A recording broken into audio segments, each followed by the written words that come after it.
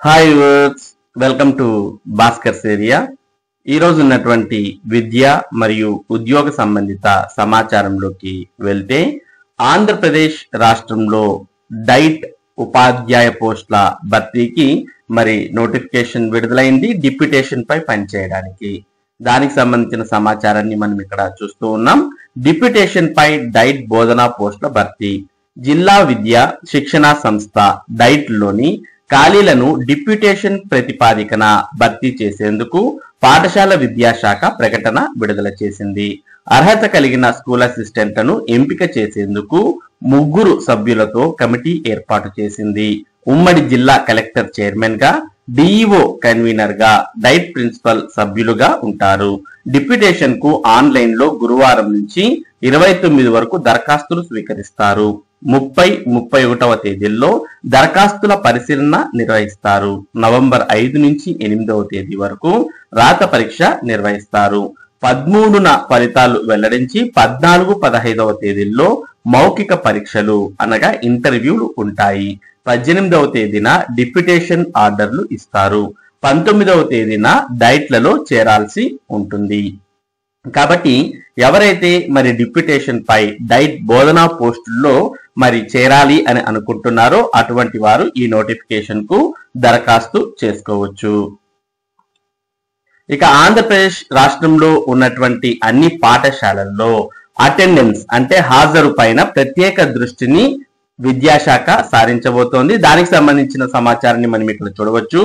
Bogus హాజరుపై దృష్టి, విద్యార్థులు టీచర్లు అటెండెన్స్ పై గురి, పాఠశాలల నిర్వహణపై అధికారుల ఫోకస్. పాఠశాలల్లో విద్యార్థుల బోగస్ హాజరుపై పాఠశాల విద్యాశాఖ గురిపెట్టింది.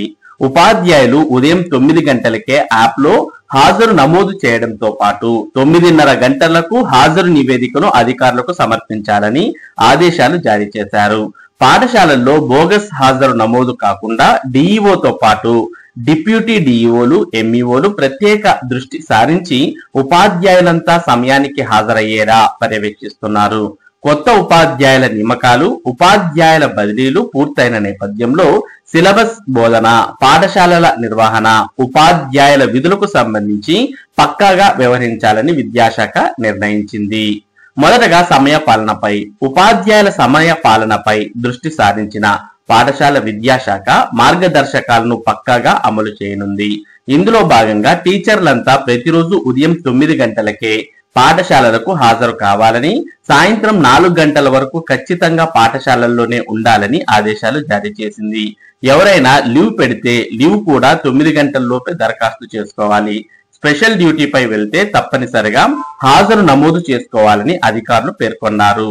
అలాగే ప్రతిరోజు ఉదయం 9-15 గంటలకు అటెండెన్స్ రిపోర్ట్ తీసి పంపించాలి. ఈ రిపోర్ట్ లో లీవ్ దరఖాస్తు చేయకుండా ఉన్నా, ఇన్ టైం మార్క్ చేయకున్నా, స్పెషల్ డ్యూటీ పెట్టి హాజరు నమోదు చేయకపోయినా వారికి షోకాజ్ నోటీసులు ఇస్తామని అధికారులు తెలిపారు. ఈ ప్రక్రియ పదే జరిగితే వారిపై క్రమశిక్షణ చర్యలు తీసుకోనున్నారు.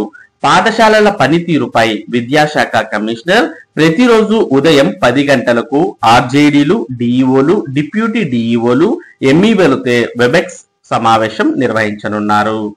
ఇక ప్రత్యేక సెల్ ఏర్పాటు. జిల్లాలోని పాఠశాలలు టీచర్ల పనితీరు, హాజరు సమయపాలన అంశాలపై మానిటరింగ్ చేసేలా కమిషనర్ కార్యాలయంలో ప్రత్యేక సెల్ ను ఏర్పాటు చేశారు. దీన్ని దృష్టిలో ఉంచుకొని విద్యాశాఖ సిబ్బంది, టీచర్లంతా కూడా సమయపాలన పాటించి పాఠశాలల ఉన్నతికి పాటుపడాలని జిల్లా అధికారులు విజ్ఞప్తి చేశారు. టీచర్ అటెండెన్స్ పై పూర్తి స్థాయిలో దృష్టి సారించిన నేపథ్యంలో ఉపాధ్యాయులు ఎవరు అలసత్వం వహించవద్దని అధికారులు అంటున్నారు. ఆటంకాలను అధిగమించి సమయానికి పాఠశాలకు చేరుకొని హాజరు నమోదు చేసుకోవాలని అంటున్నారు. అలాగే సాయంత్రం కూడా పాఠశాల ముగిసిన తర్వాత సమయాన్ని తప్పక నమోదు చేయాలి. మధ్యాహ్నం లీవ్ పెట్టేవారు 12:30 గంటల తర్వాత మాత్రమే అవుట్ టైం నమోదు చేయాల్సి ఉంటుంది. ఉదయం లీవ్ పెట్టేవారు మధ్యాహ్నం 12:45 లోపు హాజరు నమోదు చేసుకోవాల్సి ఉంటుంది. ఇక ప్రభుత్వం అన్ని రకాలైనటువంటి ట్రాన్స్ఫర్స్, నియామకాలన్నీ కూడా పూర్తి చేసినటువంటి ఈ నేపథ్యంలో పాఠశాలల యొక్క నిర్వహణ పైన దృష్టి పెట్టడాన్ని మనం చూస్తూ ఉన్నాం. అందులో మొదటగా విద్యార్థులు మరియు టీచర్స్ కు సంబంధించిన హాజరు మీద దృష్టి సారించడం జరుగుతోంది. అలాగే పాఠశాలల నిర్వహణ కార్యక్రమాలపై కూడా అధికారులు దృష్టి సారిస్తూ ఉన్నారు. ఇక మరోపక్క జూనియర్ కళాశాలలకు సంబంధించిన పని వేళలు మార్చండి అంటూ ఇంటర్ ఎంప్లాయీస్ సర్వీస్ అసోసియేషన్ విజ్ఞప్తి చేసింది.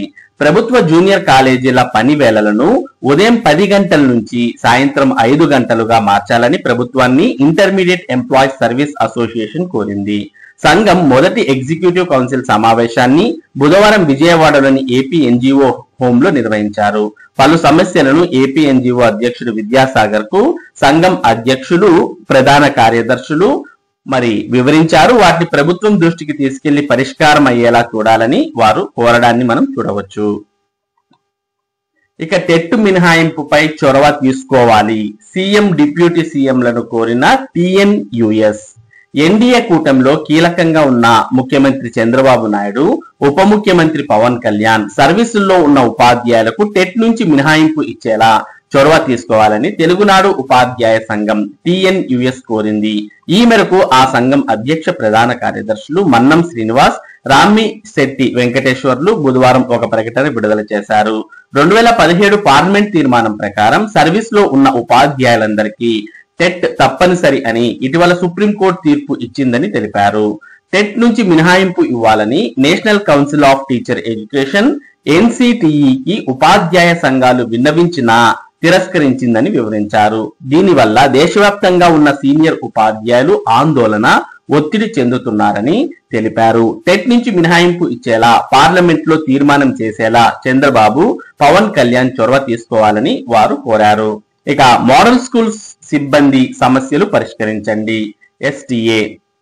ఏపీ మోడల్ స్కూల్స్ రెగ్యులర్ సిబ్బంది సమస్యలను పరిష్కరించాలని రాష్ట్ర ప్రభుత్వాన్ని స్కూల్ టీచర్స్ అసోసియేషన్ ఏపీఎస్టీఏ కోరింది. సర్వీస్ రూల్స్ అమలు చేయడం ద్వారా ఉద్యోగుల హక్కులు పరిరక్షించబడతాయని అసోసియేషన్ అధ్యక్ష ప్రధాన కార్యదర్శులు శ్రీనివాసులు, చందన్ రావు ఒక ప్రకటనలో తెలిపారు. అలాగే కారుణ్య నియామకాల పాలసీ ద్వారా వారి కుటుంబాలకు ఆర్థిక భద్రత కూడా కల్పించబడుతుందని పేర్కొన్నారు. ఇక ఇంటర్మీడియట్ విద్యార్థులకు అర మార్కు సడలింపు, ఇంటర్ ప్రాక్టికల్స్ ఉన్న సైన్స్ సబ్జెక్టుల రాత పరీక్షలకు సర్దుబాటు. ఇంటర్మీడియట్ విద్యా మండలి ప్రాక్టికల్స్ ఉన్న సైన్స్ సబ్జెక్టుల రాత పరీక్షల్లో అర మార్కు సడలింపు ఇచ్చింది. 2 సంవత్సరాల్లో కలిపి రాత పరీక్షల్లో అర మార్కు తక్కువ వచ్చిన విద్యార్థులను ఉత్తీర్ణులుగానే పరిగణించనున్నట్లు పేర్కొంది. ఈ అర మార్కును సెకండ్ ఇయర్ లో నిర్వహించే ప్రాక్టికల్స్ లో సర్దుబాటు చేస్తారు. ఇంటర్మీడియట్ లో ఈ విద్యా సంవత్సరం ఎన్సీఆర్టీ సిలబస్ ను అమలు చేయడంతో పాటు పరీక్షల్లోనూ అనేక సంస్కరణలు తీసుకొచ్చారు. దీనికి సంబంధించిన వివరాలను బోర్డు విడుదల చేసింది. ఫిజిక్స్, కెమిస్ట్రీ, బయాలజీ సబ్జెక్టులకు సంబంధించి ఫస్ట్ ఇయర్ లో 85 మార్కులకు రాత పరీక్ష ఉంటుంది. ఎగ్జామ్స్ లో పాస్ అవ్వాలంటే 35 మార్కుల లెక్కన 29.75 మార్కులు రావాల్సి ఉంటుంది. కానీ ఇప్పుడు ఫస్ట్ ఇయర్ లో 29 మార్కులకు తగ్గించారు. సెకండ్ ఇయర్ లో 85 మార్కులకు 30 మార్కులు తెచ్చుకోవాలనే నిబంధన పెట్టారు.